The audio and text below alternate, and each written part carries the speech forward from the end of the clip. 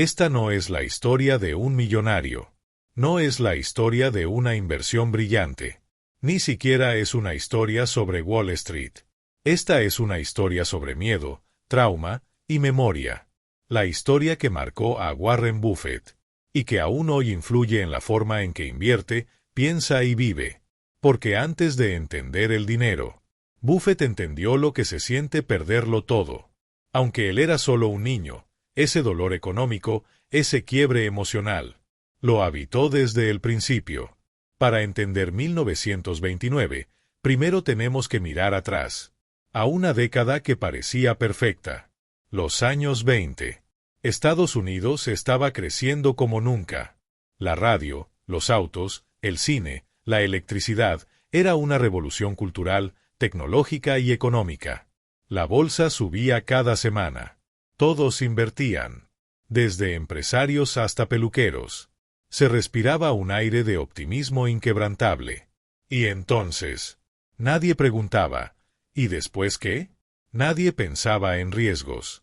Nadie imaginaba que todo eso se podía derrumbar. El 24 de octubre de 1929, también conocido como el Jueves Negro, la burbuja explotó. Cientos de miles de personas comenzaron a vender acciones desesperadamente. El mercado colapsó. El lunes siguiente, cayó aún más. Y el martes, fue devastador. El martes negro. Se perdieron miles de millones en horas. Bancos quebraron. Empresas cerraron. Y lo peor, la fe en el sistema se evaporó. Miles de personas entraron en pánico. Muchas lo perdieron todo. Algunos incluso, la vida. Pero para Warren Buffett, lo importante no fueron los gráficos. Fueron las personas. Y especialmente, su padre. Howard Buffett era vendedor de acciones. Trabajaba para un banco. Tenía una familia, una carrera, un futuro claro. Hasta que dejó de tenerlo. En cuestión de días, perdió su empleo. El banco cerró. Y todo lo que había construido, desapareció. Warren era apenas un bebé. Pero creció escuchando esa historia, viendo las secuelas.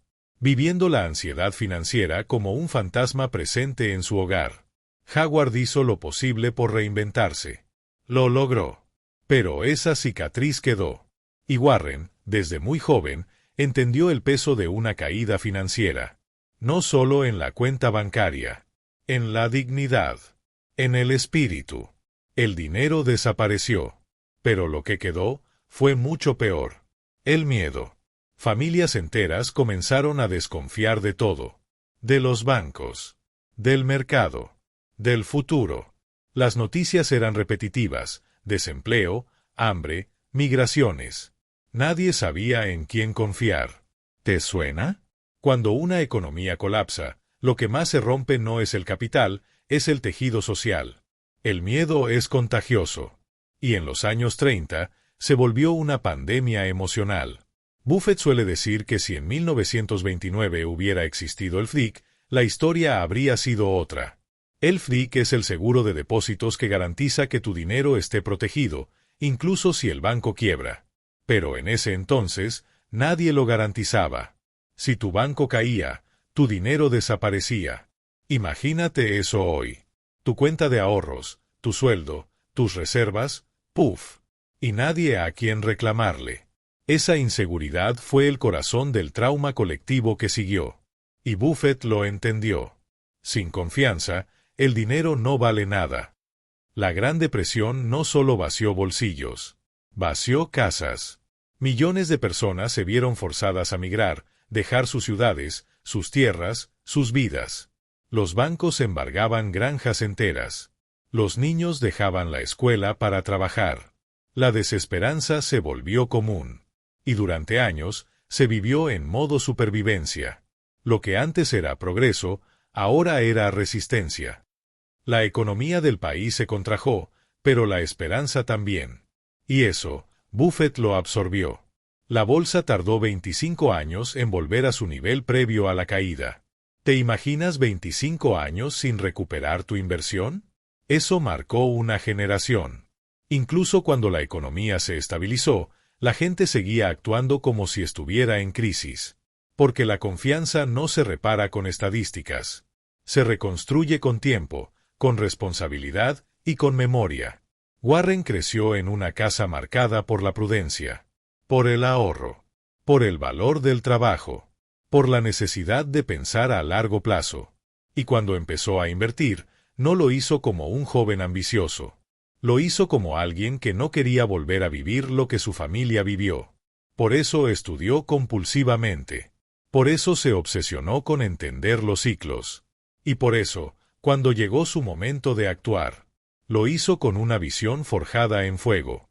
No por codicia, sino por supervivencia. Por sabiduría aprendida en la carne. Esta no es solo una historia del pasado. Es un espejo. Porque hoy seguimos viendo burbujas. Seguimos escuchando discursos que prometen mucho, sin preguntar. ¿Y después qué? Y esa sigue siendo la pregunta más poderosa en economía. La Gran Depresión enseñó que la estabilidad no viene de las cifras. Viene de la confianza, de la preparación, de la memoria. Así que hoy, tú decides qué tipo de persona vas a ser. ¿Alguien que olvida o alguien que recuerda? Porque como diría Buffett, la historia no se repite, pero rima. Y si entiendes esa melodía, estarás listo para todo lo que viene. Porque la verdadera sabiduría financiera no se aprende en las gráficas. Se aprende en las historias. En las vidas reales que fueron sacudidas por decisiones que parecían imposibles de cuestionar. Las generaciones que vivieron la Gran Depresión no fueron débiles. Fueron resistentes. Y de ellas aprendimos algo esencial. Que cuando todo falla, el mercado, los bancos, los gobiernos, lo que queda es la educación, la disciplina y la visión de largo plazo. Eso fue lo que Buffett heredó. Y eso es lo que tú también puedes construir. Pregúntate hoy, con honestidad, ¿estoy invirtiendo mi dinero o mi fe? ¿Estoy construyendo estabilidad o corriendo detrás de ilusiones? ¿Estoy tomando decisiones económicas o reaccionando a lo que otros hacen?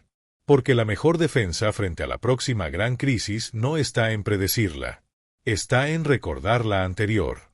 Y usar esa memoria como escudo, como brújula, como base. Así que no olvides esto. La historia puede sonar lejana, pero en realidad, siempre está más cerca de lo que crees. La próxima caída puede no parecerse en nada a 1929.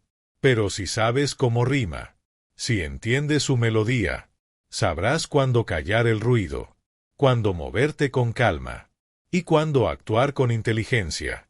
Gracias por acompañarme en este viaje. Si este episodio te hizo pensar, déjamelo saber en los comentarios.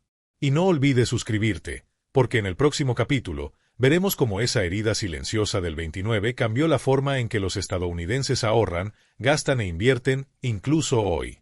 Porque lo que ocurrió hace casi 100 años sigue decidiendo tu presente.